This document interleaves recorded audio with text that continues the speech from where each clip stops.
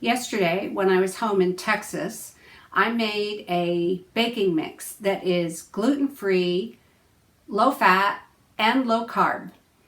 And I made that so that I could bring it with me here to California, where I'll be for another week, because I wanted to do some baking of sweets and treats that would be blood sugar friendly for me.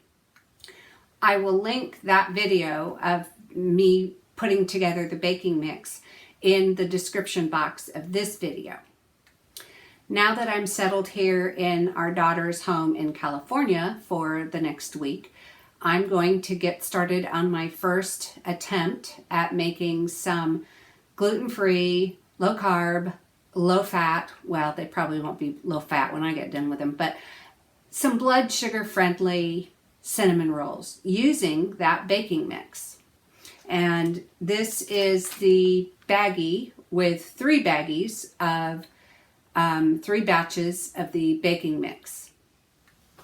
So let's see how this goes. I'm going to make the mix in a Vitamix. Oops. Okay. So I'm starting with 1 cup and 1/3 cup of egg whites. And I'm gonna, if I don't have enough here, I'll just reach in the fridge and get some more. But this is the 1 cup. And let's see what's left here. If I can come up with 1/3 cup. Not quite, shy. So I will get a little bit more egg white out of the refrigerator. All right, I have the other carton that has some more in it. So there is my 1/3 cup to add to the 1 cup of egg whites. And now I'll pull out one of my 3 mixes. In the video that I did yesterday morning before getting on a plane to fly here, I put in the ingredients in a gallon Ziploc bag for 1 batch of this baking mix. And I think you can see the different layers of ingredients here. So I'm going to let some air in this baggie so that I can move it around it and mix it up and make sure there's no lumps in here. Though I guess the blender will take care of all that for me since I'm using this whole mixture. But if I were going to use some of this mixture, I would definitely want to make sure this was all blended up nicely. I'm going to say I was only taking out 1/4 cup because sometimes that's all it takes to make a recipe with this. This is not the same as flour. It acts completely differently than flour. It doesn't have the gluten in it, so it doesn't hold together like flour will, and it is really thirsty, absorbs a lot of water because of the fiber in it. Most of this is oak fiber, as you would see from that video. Plus, I'll put the ingredients in the ingredients list in this video's description box. Oh, before I put this in here though, the directions that I have say to blend this until it's foamy. Now some people make it in a mixing bowl. Some have done it in the Vitamix. I'm going to go with the blender route and see how it goes. So I have a Vitamix back here behind the Instant Pot in these close quarters. Let me move this out of the way a little bit.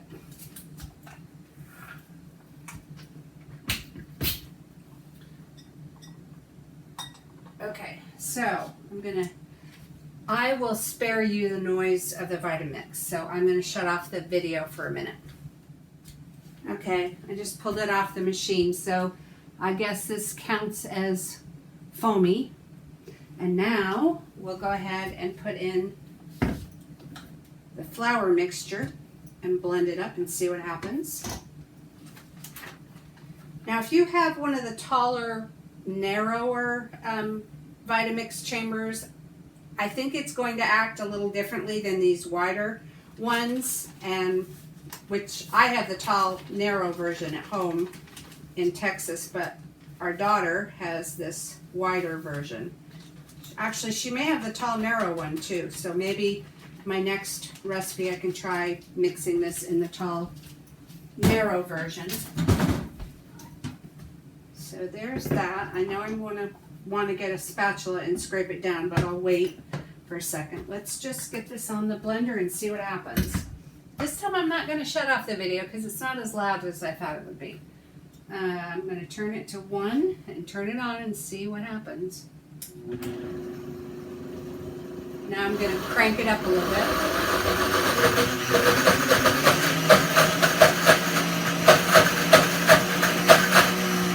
It's not blending as I would expect it. I bet it works better in the tall, narrow Vitamix. Because this is just kind of going around and around.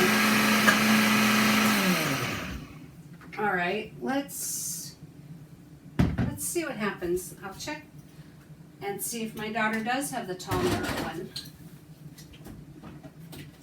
Let's move this around. There's another short, squat container. Does she have the tall, narrow container in here? I think I see it back there. Let me turn the table the other way. Yes, there we go. Okay, now I want the lid for that. I'm letting you watch my experiment here. I needed to get a spatula. So let's transfer from the short, squat container to the taller, narrower one. You can see the difference between the two. And well, this is thickened up a lot already, so I don't know, maybe it's, well, I'm in experimenting mode. Let's try it. Just scrape all this out of here.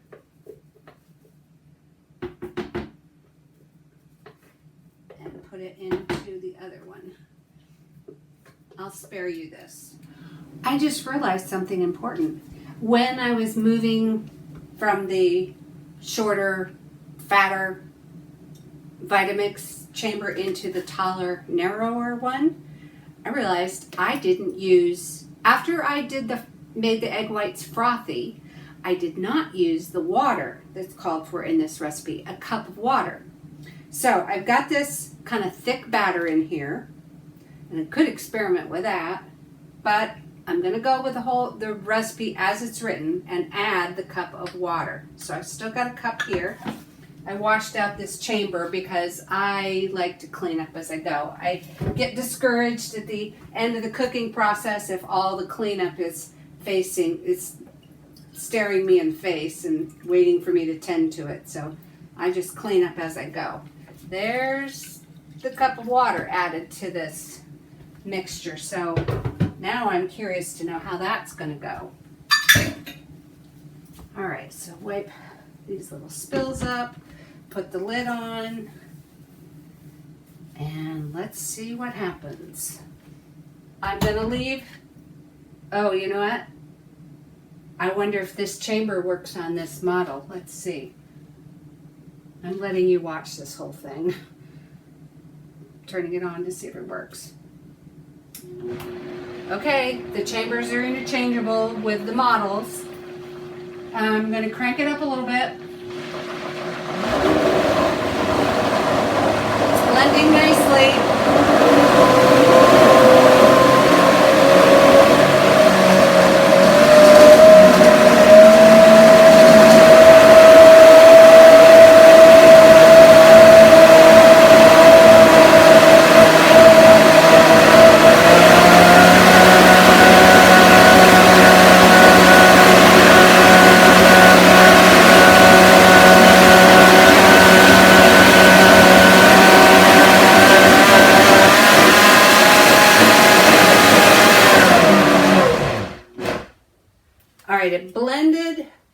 until everything got thick, and then it kind of stopped, sucking it down into the vortex. So that makes me curious. I know she has one of the pusher things. And this is interesting. You might be able to see the sort of the humps, the 4 humps. It kind of stops sucking it down into the vortex. That makes me curious. Let me pull out the tamper thing.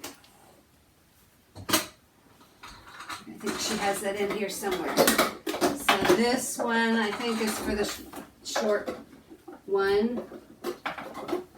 She's got 2 back here. Oh, no. Okay, yes, she's got 2 back here, but let's see if they're different in height and whatnot. No, they're both... I don't know. They're similar. My watch came unsnapped. Doorbell. And the doorbell rang. That reminds me of a children's book. That was a granddaughter coming home from her little outing, and I'm just going to keep recording. Anyway, I found the tamper that I wanted. See, there's a difference in the depth, and I'm going to try that and see if I can keep blending this thing. So that's going down in, and turn this on. And I want to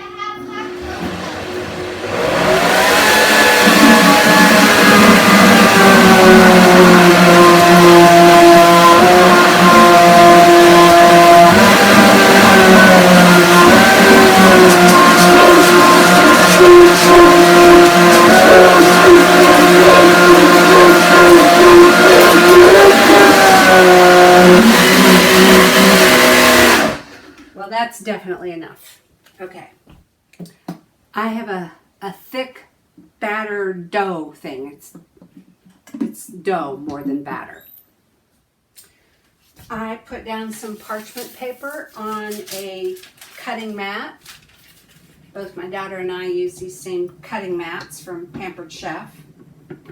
And now I'm going to pull out this batter with my hands, because hands can make the best kitchen tool.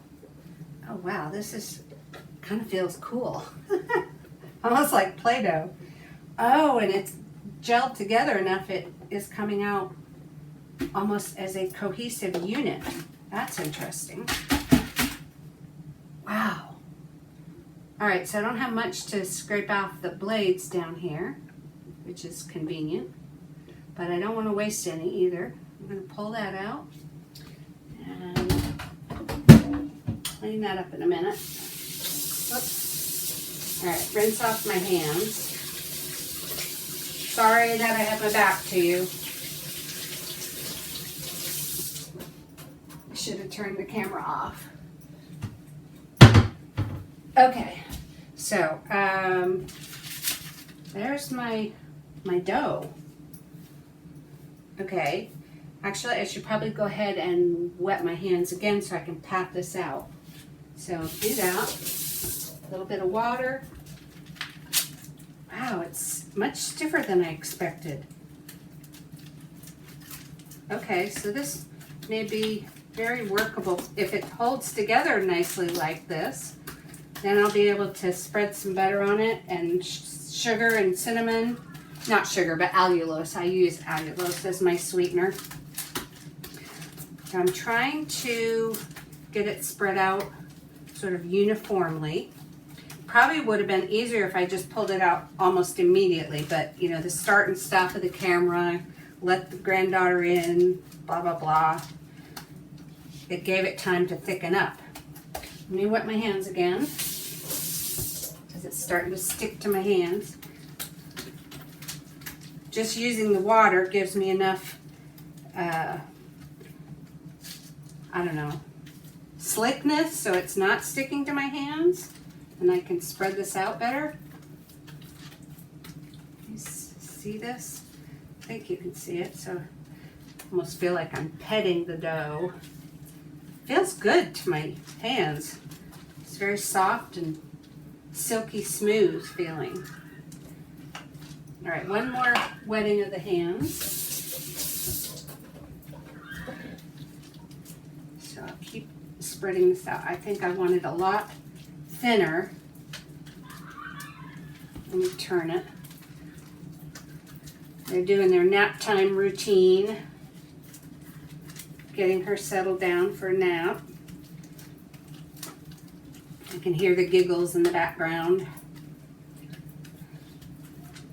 So I'm doing my best to get this into a uniform rectangle shape so I won't have a bunch of rough edges. Spreading it out.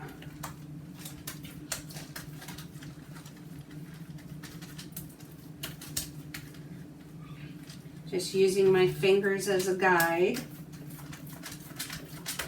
Squash, press, spread, all of those things. I need to wet again. But all right, let's see. Wet again. Spread, spread, spread. I'm very curious to see how this will turn out. Normally I turn the camera off and on, but I'm letting you guys watch this whole process so you'll know what it took for me to get from there to here, so to speak. Let's turn this again. This end was thicker than the other end, so I'm trying to get it even, neat and tidy and even. I've been softening some butter here, so that'll be able to spread out. I might need to zap it in the microwave just a little bit because I want it very, very soft so it will spread out nicely on this sheet of dough that I've created.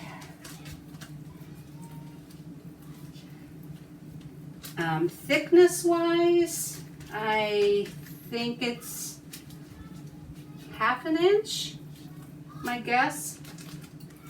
Really, your best guide would be if your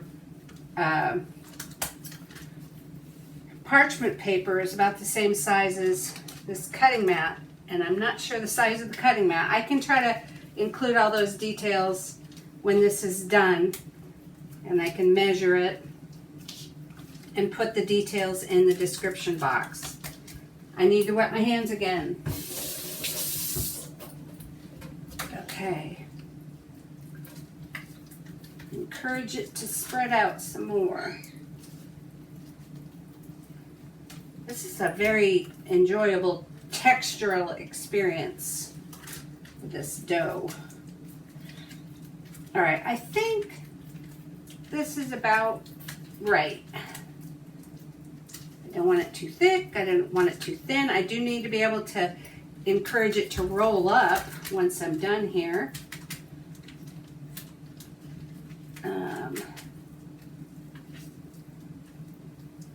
Get it all nice and even. That looks good to me. That looks pretty good. Got a sort of a uniform shape of a rectangle. All right, I'm gonna split the camera off for a second.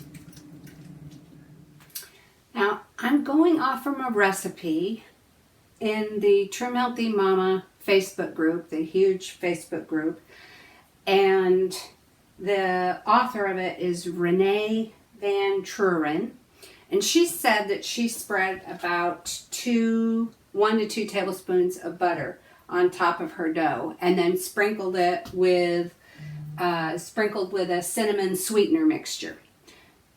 Thankfully, my daughter does the same thing that I do. She keeps softened butter out on the counter. And this container that I'm working with, I pulled out a stick of butter thinking I needed to soften butter, but instead I think this has at least 2 tablespoons in here. So I'm going to scoop this out and spread it on here, and then I'll just give her I'll start her a new butter dish.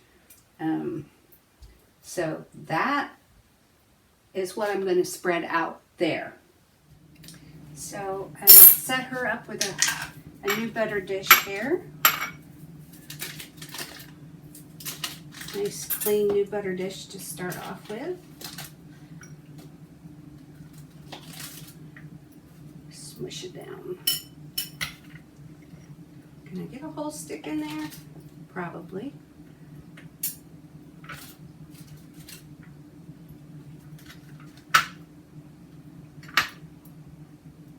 All right, that little extra can go on there.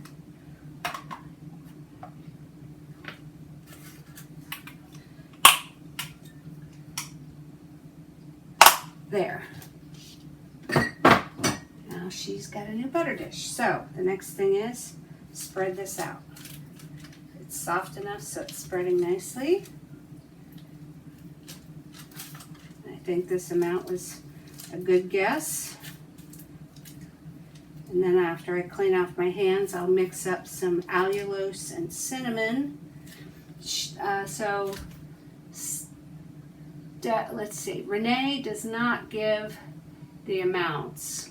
She just says spread the top with softened butter. Somebody asked a question about how much, so she answered 1 to 2 tablespoons.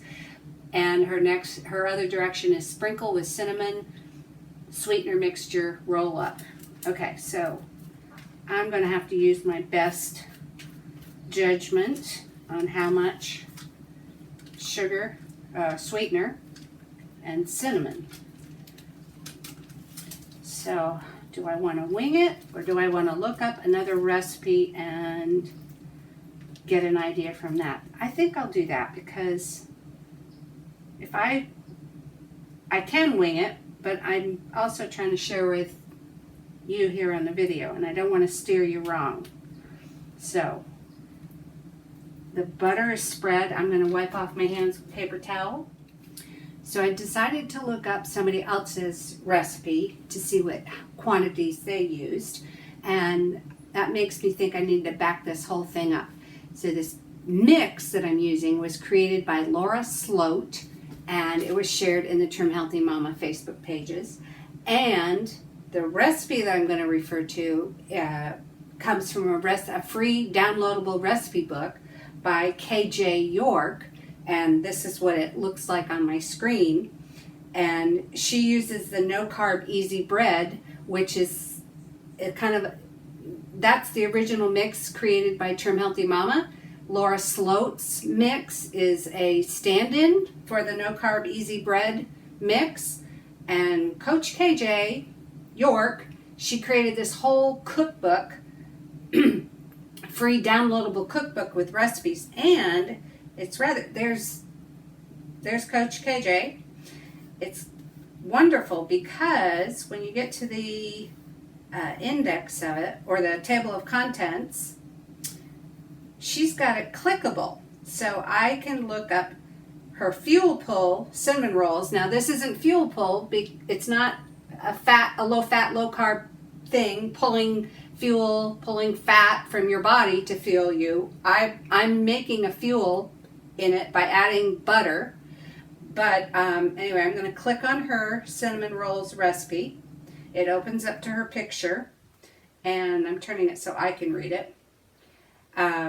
So she's got her directions on how she made it. I've already got a dough made, and her filling calls for 2 tablespoons of the Gentle Sweet. Well, I'm going to use the equal amount of allulose, and a tablespoon of cinnamon. Wait a minute, and she's doing 2 tablespoons of Gentle Sweet mixed with half a teaspoon of molasses. I think I'm going to go with that combination. So it's 2 tablespoons of a sweetener, a tablespoon of cinnamon, and another 2 tablespoons of sweetener mixed with half a teaspoon of molasses. I'm going to try that out. Almost read the recipe wrong. It's not, wait a minute, it is Gentle Sweet. Okay. For a second, I thought it was super sweet, which is more intensely sweet than Gentle Sweet. She has it done in stages, where you can put on the Gentle Sweet, then the cinnamon, then the mixture of 2 more tablespoons of Gentle Sweet mixed with some molasses. I'm going to save myself some steps. I'm going to throw it all together in a bowl.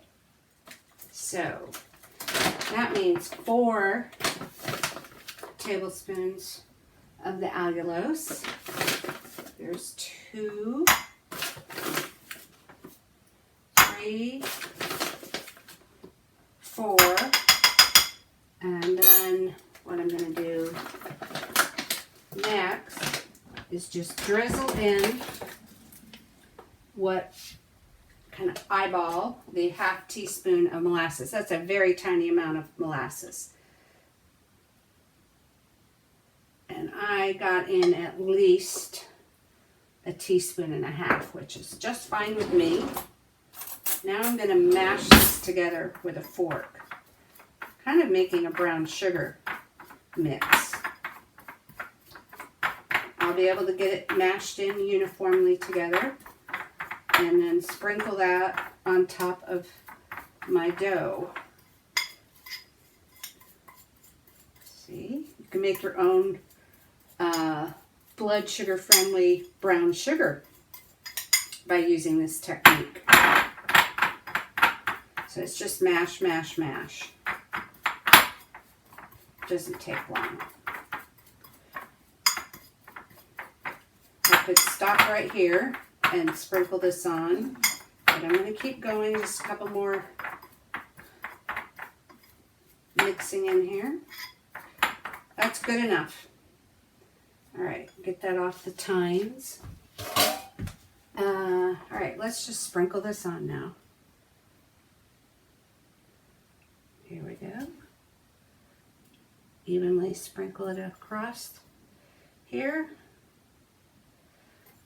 And then we'll see how well this rolls up. Let's get the rest out. Need some there. Okay, that looks pretty fairly distributed. I want to rinse my fingers off again.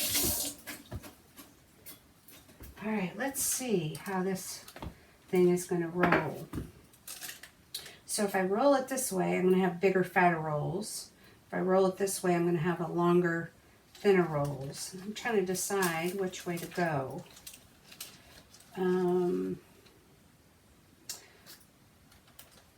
Intuitively, I'm going to try, except I'll have fewer rolls this way. All right, let's go the long way. You see me troubleshoot here in real time, but you'll also get to see how this rolls up. I think this was the best decision, to go the long way. Okay, just encourage it up through. I could use the parchment paper as my guide, but this is holding together really nicely. Keep going, keep going. Over you go, over you go. All right, nice. Okay, let's draw it back.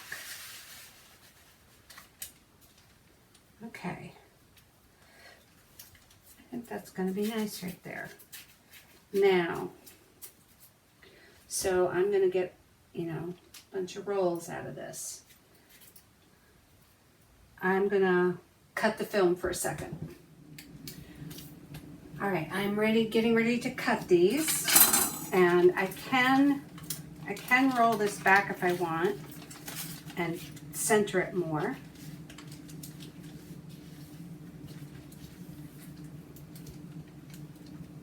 Then I end up on this side too. Oh well, it's kind of the same. 6 of one, half dozen of the other. Oh, I'm going to use an Anchor Hocking, let's see, is this, I guess it's a 9.5 inch hot pan, and I'm going to do a little buttering of the dish. So back into the butter thing, and I'll just scrape off some and use my fingers to smear it around.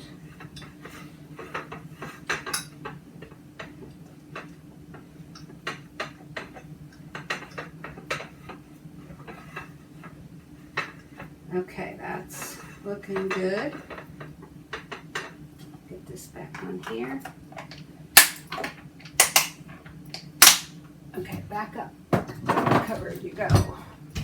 That they don't like to close. This one doesn't close. All right, now give myself what I think are decent sized rolls. I'm just guessing. I want to fill the pan, have it touching if I can. I hope I don't have any extras left over. I've got a little bit on the end here that would be an ugly piece. And this one I'm going to just have the cut side up. Do not like to serve ugly food if possible. Okay, and I see the rolls sort of want to separate a little bit, so having them close together will keep them together. I think this will fill the pan. It's what it sort of feels like. This is such a different consistency than just standard bread. Oh, it's looking like maybe it's not going to fill it. I might downsize into a smaller dish. And I'm definitely going to squish them around, making them look good. Okay, so let's see here. No, I guess it's going to be okay. Now what I'm going to do is I'm going to kind of squish them together so they're rounder, not oblong. And I think 3 in the center will be better than 2.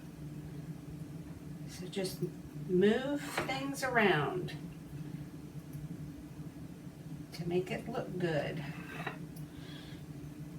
Squish that one together.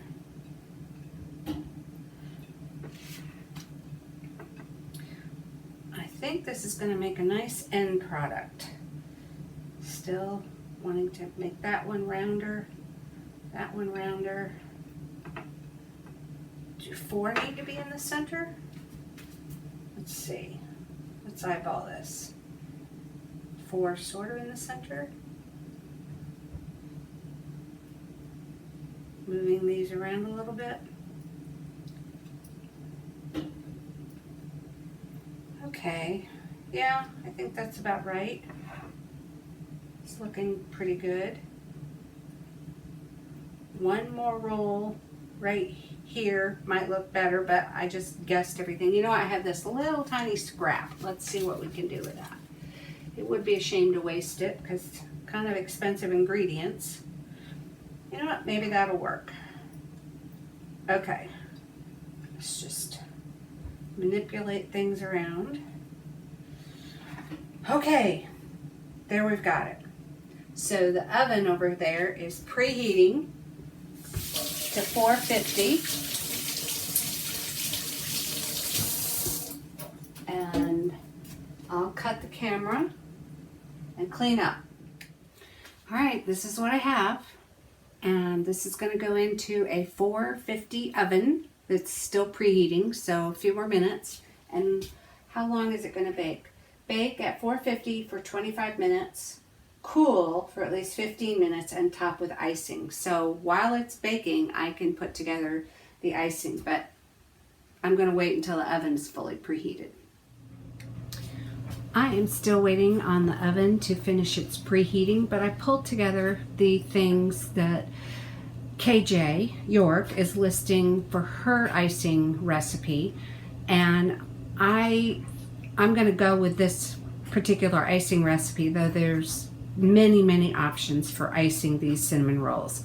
But I'm choosing this way because there's collagen and the Greek yogurt that will give me some more protein.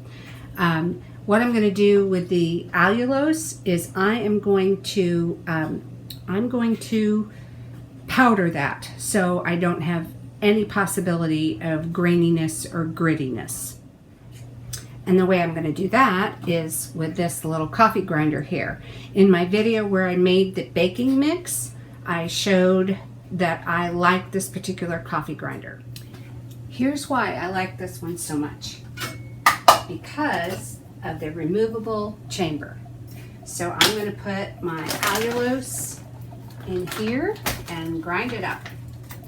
This calls for, she calls for 1/4 cup of gentle sweet. And I kind of use gentle sweet and allulose interchangeably in terms of measurements. So let's pull out a 1/4 cup. Do we have a 1/4 cup there? Yes. Measure that in here without making a mess.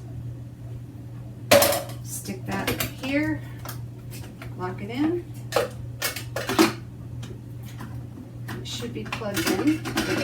I don't think I got it seated. No, it doesn't feel seated. Let's turn it around. There we go. Okay, now. Thought it was plugged in. Yep, there we go.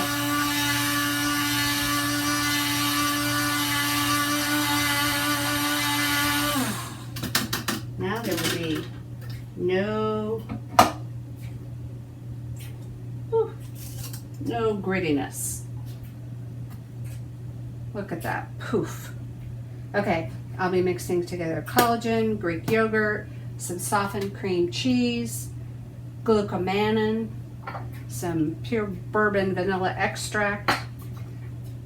That will make my mixture for the top of the cinnamon rolls. Beep, beep, beep, the oven just went off. The rolls are going in. Here they are, ready to go in. All of my icing ingredients are in the bowl, and they will just, the cream cheese will soften while the cinnamon rolls are baking and while they cool. And when that's all done, I can mix this icing mixture together and put it over the cinnamon rolls. So there we go.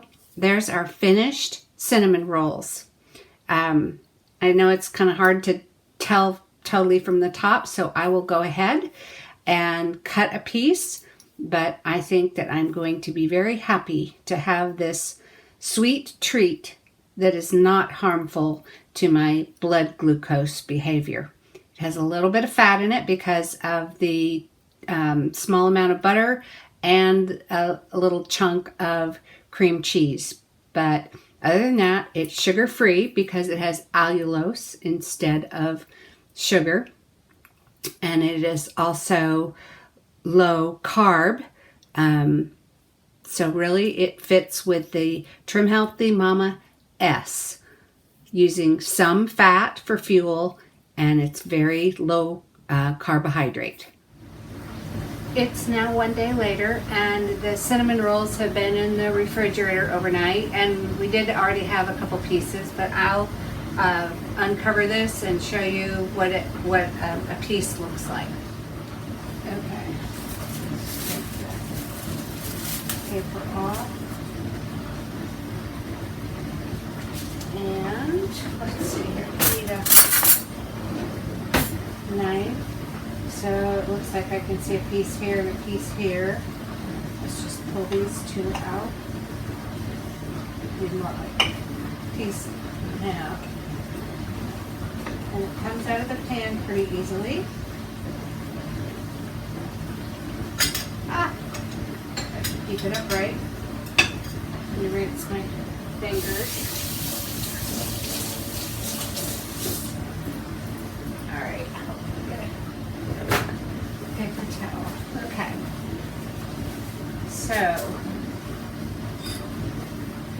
bring the pieces up. So